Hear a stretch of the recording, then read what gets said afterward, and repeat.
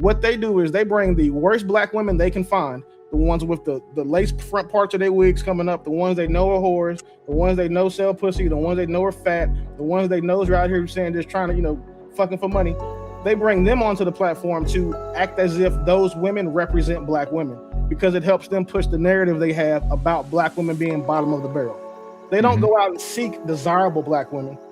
You don't ever see them have any of these black women on their panel who are worth a damn. Any of these black women that black men in mass respect. One thing I wanted to say is like, so obviously we had, everybody can see the war that, men and women are at, like this whole shit. But I'm just curious, when is it in?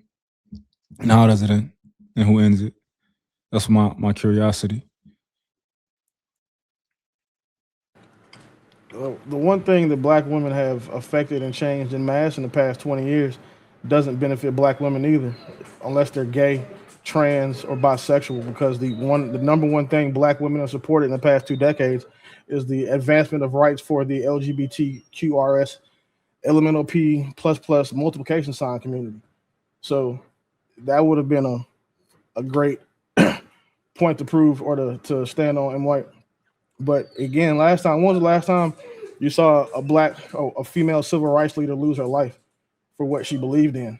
When was the last time you saw a black woman losing her life to protect that of strangers? It's just, when it comes to sacrifice, the ultimate sacrifice is the loss of life, and that's not something that black women do in mass or in minor. It's few and very far between.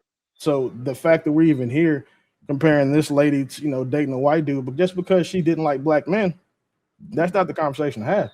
The conversation to have is like, is her not liking black men and speaking out on black men worth the vitriol and hate she's receiving? But most of the black women in these spaces are going to have to be very careful, because they had the exact same amount of hate and vitriol for Kevin Samuels.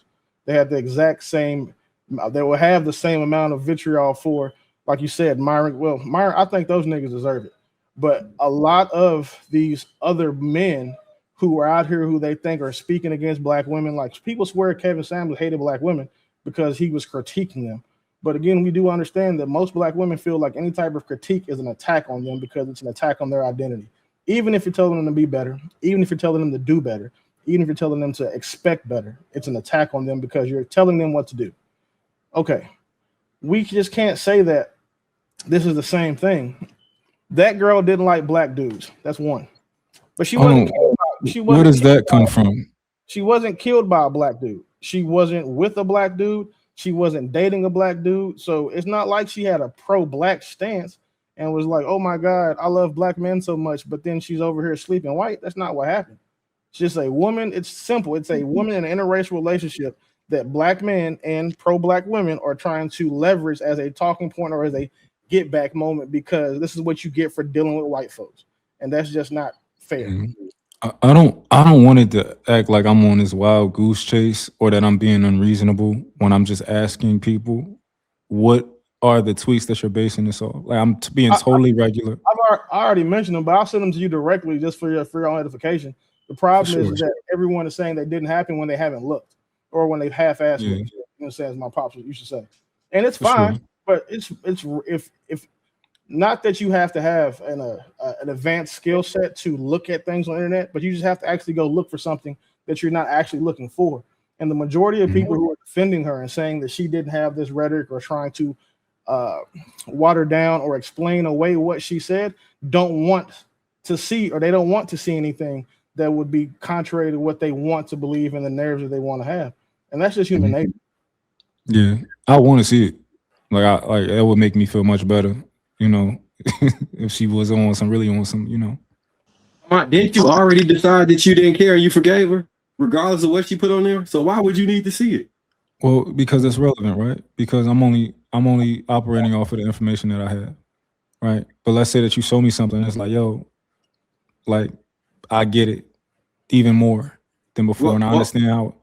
Oh, go ahead. What would she have to say? I'm saying, what type of comment would you have to see for you to say, all right, yeah, I kind of agree with y'all?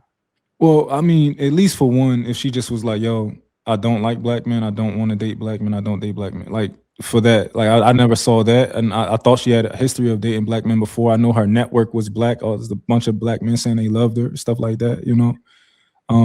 So I'm curious. I want to see where she was like, yo, I don't touch no niggas.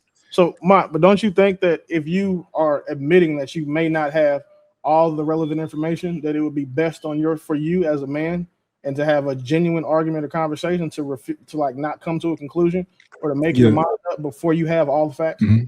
So that's fair, right? And this is the thing, because she died a week ago, right? And I've been asking since then, and I thought that it was reasonable, since nobody has actually showed me anything but those 3 tweets, that, you know, for now I'll take that position of, you know, where I'm currently at. So the part is the guy who got killed by his girlfriend, the one that said that he would rather sleep with a white dog. Like, I thought that was gross when he said it, but then after his girlfriend killed him or unalived him, I kind of was like, but a black dog probably wouldn't kill you, and maybe your black girlfriend wouldn't either. Like, it's this, and there's no difference here. Like, if we have to have that conversation, that's what I'd have.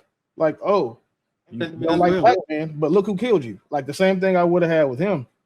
I don't believe that she said anything as egregious as I'd rather sleep with a white dog, because nigga, that's nasty. But again, what she did say is definitely not what you would expect someone to say, someone that you would think would want sympathy from black men would say when she does die. And it's super. So this is the thing, because we in a red pill space, right? So all I hear so often is criticisms of black women. I heard a lot. Why do you think that it's a red pill space? Red pill. No, I'm not saying this. I'm not saying this panel, right? But I think that this red pill is white. The majority. Wait. Hold on, Willie. Hold on. Wait. So, am I the critic of black women unscrupulously? You? Yeah. Hell no. So why would you frame this conversation specific? I'm the one. I rarely have much. No, I don't want y'all to misunderstand me.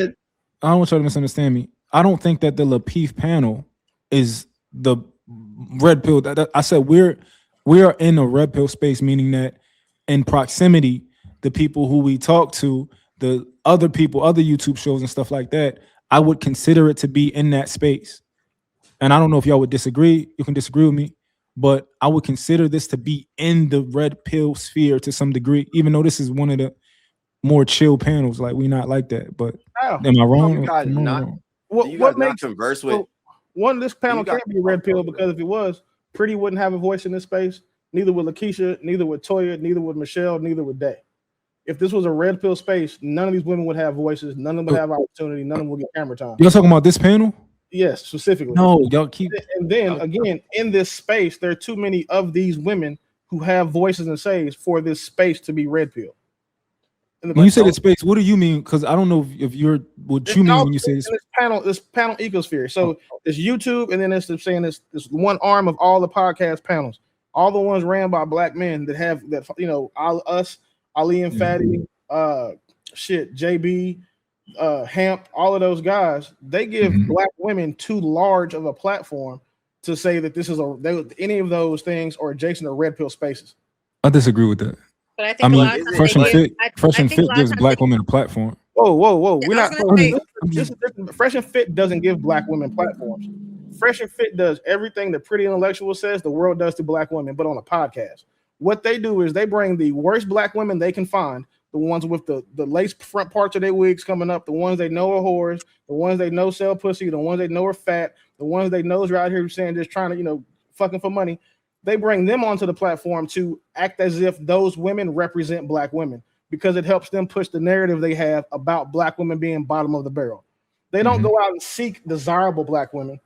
You don't ever see them have any of these black women on their panel who are worth a damn, any of these black women that black men in mass respect, or any of these black women who meant, like, they don't ever go out and get, I'll give you guys one on both sides. They don't go get the Candace Parkers, Candace, whatever the fuck her name is, the political chick, the one with the funny shaped head.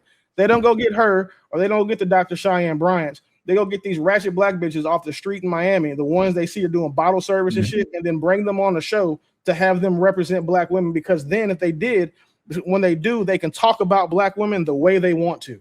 They can call, they can say they're all trash, they can say they're all stupid, they can say they're all dirty, all of those, I'm saying, misandrous talking points that those guys have, and that they have somehow rolled up into the red pill space. That's why they do that. Red Pill wasn't about being misandrous or saying being hateful towards women. Red Pill was created to educate men about the way women work. But These objectively, people have- oh, Go sorry, ahead. you were done. My bad. I was saying objectively, fellas. I mean, don't other men talk about the proximity of women that they're around? White men talk about white women. Latin men talk about Latin women. Why is it that when we are brothers and a part of the community, the moment we hear Black women being critiqued, not necessarily criticized, but critiqued, everybody want to be sensitive? Personally, don't understand that. If we are in proximity to these women and we see something that is egregious, we should be able to point that out. We should be able to hold them accountable and not everybody be hyper frequent sensitive. I want to make sure you understand what I said, right?